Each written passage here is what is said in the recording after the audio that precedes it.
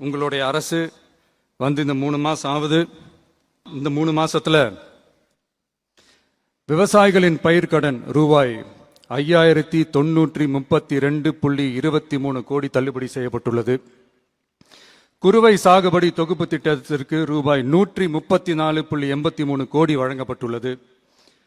ஒன்றிய அரசு நிதியுடன் ரூபாய் 12,642 கோடியில் 125 நாள் வேலைவாய்ப்பு திட்டம் மற்றும் ஜல் ஜீவன் குடிநீர் திட்டம் ரூபாய் 18,123.05 கோடியில் செயல்பாட்டிற்கு கொண்டு வரப்பட்டுள்ளது. சுகாதாரத்துறையில் சேவைக்கு நலம் AI செயலி கொண்டு வரப்பட்டுள்ளது. பேரறிஞர் அண்ணாவின் பிறந்த நாளான செப்டம்பர் 15ஆம் நாள் தாய்மாமன் தங்க மோதிர திட்டம் ரூபாய் 755.83 கோடியில் தொடங்கப்பட உள்ளது.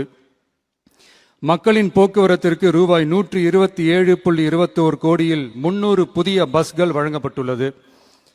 தமிழ்நாட்டில் மதுப்பழக்கத்தை குறைத்திடும் வகையில் முதற்கட்டமாக 717 டாஸ்மாக் கடைகள் மூடப்பட்டுள்ளன. வெளிப்படையான நிர்வாகத்திற்காக நவீன தொழில்நுட்பத்தை பயன்படுத்தி கணினி மயமாக்கப்பட்ட நிர்வாகம் செயல்பாட்டில் உள்ளது. முன்னெப்போதும் இல்லாத ஆளில்லா பத்திரப்பதிவு செயல்பாட்டிற்கு கொண்டு வரப்பட உள்ளது. கோயில் நிலங்கள் கணக்கெடுக்கப்பட்டு அனைவருக்கும் தெரியுமாறு ஆன்லைனில் ஏற்றப்படுகிறது. வருவாய்த்துறையில் அனைத்து சான்றிதழ்களும் 15 தினங்களுக்குள் வழங்கப்படுகிறது. லஞ்சம் வாங்குவதை புகார் செய்ய புதிய வாட்ஸ்அப் எண் அறிவிக்கப்பட்டுள்ளது. அரசின் வருமானம் தனிநபருக்கு செல்வது தடுக்கப்பட்டுள்ளது. அனைத்து துறைகளிலும் லஞ்சம் ஊழல் ஒழிக்க தொடர் நடவடிக்கை எடுக்கப்பட்டு வருகிறது. கனிம பயன்பாடு முறைப்படுத்தப்பட்டு நவீன தொழில்நுட்ப உதவியுடன் விநியோகிக்கப்படுகிறது. சட்டம் ஒழுங்கு தீவிரமாக கண்காணிக்கப்பட்டு பராமரிக்கப்பட்டு வருகிறது.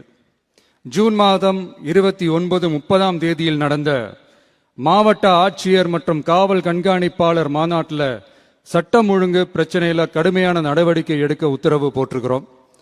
அரசு சொல்லியிருக்கிறோம். மக்களை அலைய விடக்கூடாது, கோரிக்கைகளை நல்லபடியா ஆராய்ஞ்சி சரியான வழியில தீர்வை தர சொல்லியிருக்கிறோம்.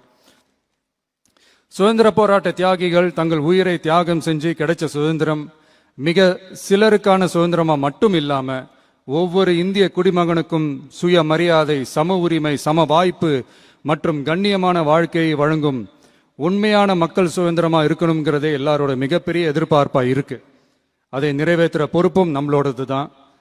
தமிழ்நாட்டு மக்களோட இணைஞ்சு தமிழகத்தை இந்தியாவின் முன்மாதிரி மாநிலமாகவும் உலக அளவில் வளர்ந்த நாடுகளுக்கு இணையா தமிழ்நாட்டு பொருளாதாரத்தை 2036 ஆண்டுக்குள் $1.5 trillion உயர்த்திட நாம உறுதியேற்போம்.